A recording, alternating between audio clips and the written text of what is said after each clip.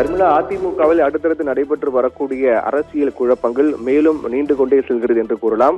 அதன் தொடர்ச்சியாக அதிமுகவின் முன்னாள் அமைச்சரும் மூத்த தலைவருமான செம்மலை அதிமுகவில் இருந்து விலகுவதாக அதிகாரப்பூர்வமாக அறிவித்திருக்கிறார். அதில் கட்சியினுடைய தலைமைக்கு கட்டுப்பட்டு தன்னுடைய ஆதங்கத்தை வெளிக்காட்டாமல் தொடர்ந்து நான் மௌனமாக இருந்து வந்தேன் என்றெல்லாம் அவர் குறிப்பிட்ட அந்த விலகல் கடிதத்தை அவர் வழங்கியிருக்கிறார். ஏற்கனவே இது போன்ற ஒரு உட்கட்சி பிரச்சனை அதிமுக இரண்டாக பிளவுபட்டது. அதாவது இபிஎஸ் தலைமையில் ஒரு அணியாகும், அதே போன்று வேலுமணி தலைமையில் ஒரு அணியும் செயல்பட்டு வருகின்ற சூழ்நிலையில் தான் அவர் இபிஎஸ் ஆதரவாக செயல்பட்டு வந்தார். அது ஏற்கனவே தொடர்பாக ஒரு பேட்டியளிக்கும் போது கூட அதிமுகவினுடைய பொதுச் செயலாளர் இபிஎஸ் கிங் மேக்கர் அல்ல கிங் என்றெல்லாம் செம்மலை தெரிவித்து வந்தார்.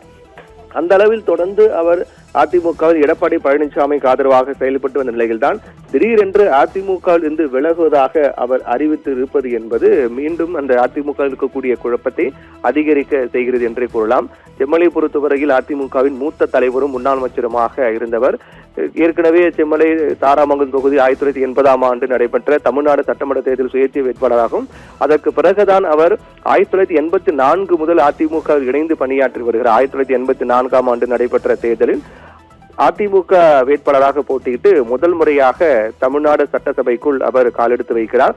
அதற்கு பிறகு தொடர்ந்து அவர் 1984 முதலே அதிமுகவில் தான் பணியாற்றி வருகிறார். ஓமலூர் தொகுதியிலிருந்து 2001 தேர்தலில் அதிமுக சார்பாக வேட்பாளராக தேர்ந்தெடுக்கப்பட்டார்.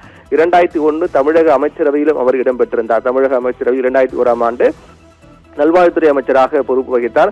2016ஆம் ஆண்டில் கூட தற்காலிக சபாநாயகராக அவர் பணியாற்றினார். அந்த அளவுக்கு அதிமுகவில் மிக முக்கிய ஒரு நபராக செம்மலை பார்க்கப்படுகிறார். மூத்த தலைவரும் முன்னாள் அமைச்சரும். தொடர்ந்து அவர் அதிமுக சார்பாக 1984 அவர் போட்டியிட்டு தொடர்ந்து தேர்தல்களை எதிர்கொண்டு வருகிறார். அதிமுகவில் மிக தீவிர ஒரு அதிமுகவாக பார்க்கப்பட்ட செம்மலை அதிமுகவில் இருந்து விலகி இருப்பது என்பது மேலும் அதிமுக ஏற்பட்டிருக்கிற குழப்பத்தை அதிகரிக்கவே செய்திருக்கிறது. தொடர்ந்து நாம் பார்த்து வருகின்றோம். அதாவது ஜெயலலிதாவுடைய மறைவுக்கு பிறகு அதிமுகவில் பல்வேறு உட்கட்சி பிரச்சனை. முதலில் ஓபிஎஸ், அதற்கு முன்னதாக சசிகலா அதிமுகவிலிருந்து ஓரங்கட்டப்பட்டது, தினகரன் அதிமுகவிலிருந்து ஓரங்கட்டப்பட்டது. அதற்கு பிறகு ஓபிஎஸ் இபிஎஸும் இணைந்து செயல்பட்டு மீண்டும் பிரிந்தது. அதற்கு பிறகு செங்கோட்டையன் அதிருப்தி காரணமாக அவர் விலகியிருந்தார். அதற்கு பிறகு அதிகாரப்பூர்வமாக செங்கோட்டையன் அதிமுகவிலிருந்து நீக்கப்பட்டார். தொடர்ந்து இது போன்ற நடவடிக்கைகள் மேற்கொண்டு வந்த நிலையில் தான் நடைபெற்ற 2026 தமிழக சட்டமன்ற தேர்தலில் அதிமுக மிகப்பெரிய ஒரு பின்னடைவை சந்தித்தது. 3வது இடம் தள்ளப்பட்டது. முதலிடத்தில் தாவேக, 2ஆம் இடத்தில் திமுக, 3ஆம் இடத்திற்கு அதிமுக தள்ளப்பட்டது.